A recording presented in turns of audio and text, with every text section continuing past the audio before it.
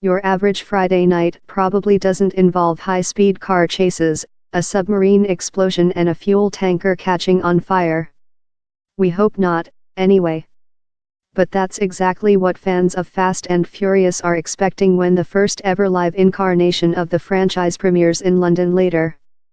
The live show is an extension of the film series, but rather than being a recreation or continuation of the timeline of the films, it takes on a whole new narrative.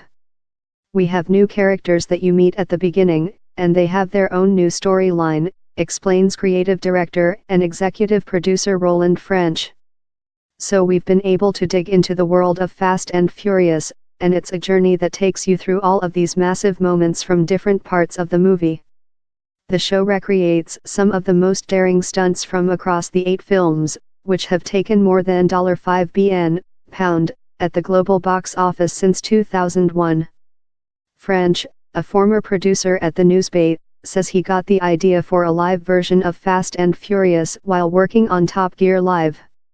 I wrote Fast and Furious Live, storyboarded it, and took it to the US, and pitched it to the licensing team, and they asked me to pitch it to their bosses, and it just kind of rolled from there, he explains. Then I found myself in front of the board of Universal Pictures, so it wasn't something they were necessarily looking for, I just believed it would be an amazing show. Film critic Rhianna Dhillon told Newsbay News the success of the Fast and Furious franchise is down to its universal appeal. They're films people of all ages can enjoy, because they have that pure, unadulterated escapism about them. Children and adults alike are quite happy to watch things get blown up and smashed up, she said.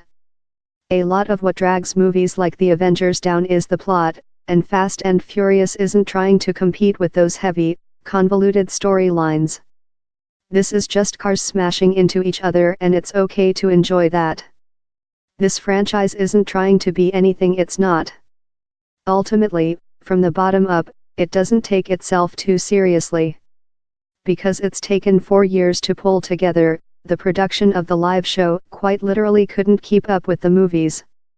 French remembers, the producers flew me over to America and said, look, we're going to show you a really early cut of Furious 7 because we want you to put it in the show.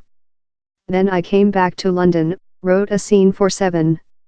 And then just because of the way the process works, the show still hadn't been built when the 8th film came out. He was soon back on a plane to the US and shown a cut of The Fate of the Furious, and a certain scene involving a submarine caught his attention. I said, you've got a submarine in the final act that breaks through the ice and smashes through cars, we've got to do that, he laughs. It sounds like just the kind of show a health and safety department might be a bit anxious about. But, French says, the great thing is the majority of the team are all ex-Top Gear Live. They have such a wealth of experience. And that was a hugely safe show but also had a lot of danger in it. So we've become very good over the years at making something look incredibly dangerous and giving the audience that shot of adrenaline, but it's all safe. Arguably, one risk of bringing a huge brand from the screen to the stage is that fans end up disappointed that the stunts in real life don't look as daring as they do on film. But, French says the lack of CGI and special effects means that the real thing is actually more exhilarating. I spent 7 years on the side of the racetrack in the pouring rain watching cars go past me when I was working on Top Gear, he says. Seeing things happen live, especially with cars, there's something visceral when you can actually feel and see a car. He adds, my pitch to Universal was you'll never really connect with the fans until you show them it in real life. The stunts are absolutely on the edge of what's possible within an arena show. And some of these stunts will be the first time they've ever been done.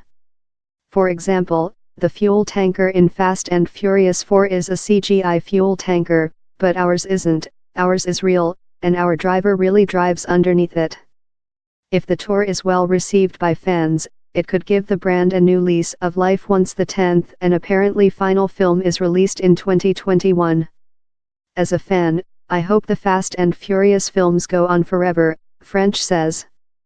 But Fast and Furious Live will have its own separate lifespan, it's like the greatest hits album, so hopefully it will always be relevant in its own way. Fast and Furious Live premieres at the O2 on Friday evening before touring Europe.